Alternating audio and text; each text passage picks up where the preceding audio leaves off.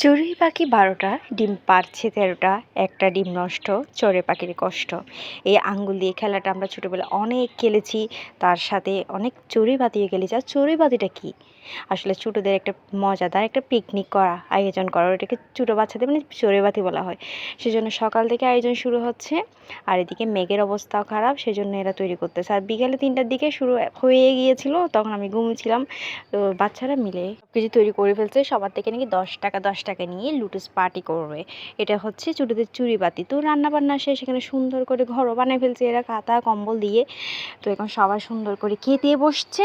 তো এটা হচ্ছে চড়ুই বাতি। আর এই আয়োজনে আমার মেয়েও ছিল, ১০ টাকা দিয়েছিল সবার সাথে তাল মিলিয়ে।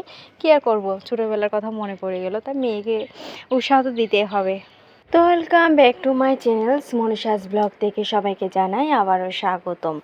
তো এই যে ছোটোদের চড়ুই বাতি খাওয়াটা দেখি অনেক মজাই লাগতেছে, যেহেতু সবাই মিলে খাচ্ছে ছোটোরা মিলে। আর ওখানের মধ্যে এরা নিজেরাই ভাগ করে নিচ্ছে, যতজন আছে ততজনকে।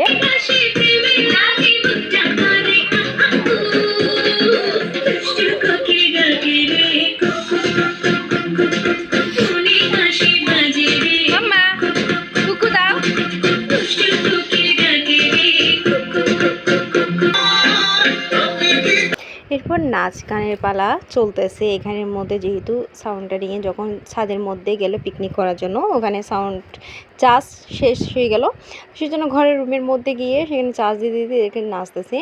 আর বললাম আচ্ছা ঠিক আছে কিছুক্ষণ নাচুক, এরপর যখন চার্জ হয়েছে আবার ছাদের উপর তুলে ফেলছে, তারপরে এখানে আবার নাচতেছে এরা। যেহেতু আমার মেয়ে ফার্স্ট টাইম এটা আয়োজন করতেছে, আর ওখানে অনেকজন বান্ধবীরা পাইছে, ও অনেক হ্যাপি, অনেক খুশি হয়েছে, আসলে বলার বাইরে। তো আমারও ভালো লাগছে মেয়ের এসব দেখে।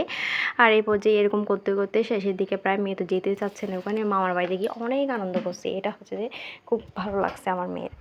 আর মেয়ে যেহেতু এখানে, আর এগুলো হচ্ছে প্রায় সব বাচ্চারাও ছিল ওখানে। তো এই নিয়ে চড়ুই বাতি শেষ, সব কিছু খুলে ফেলতেছে। সবাই ভালো থাকবেন।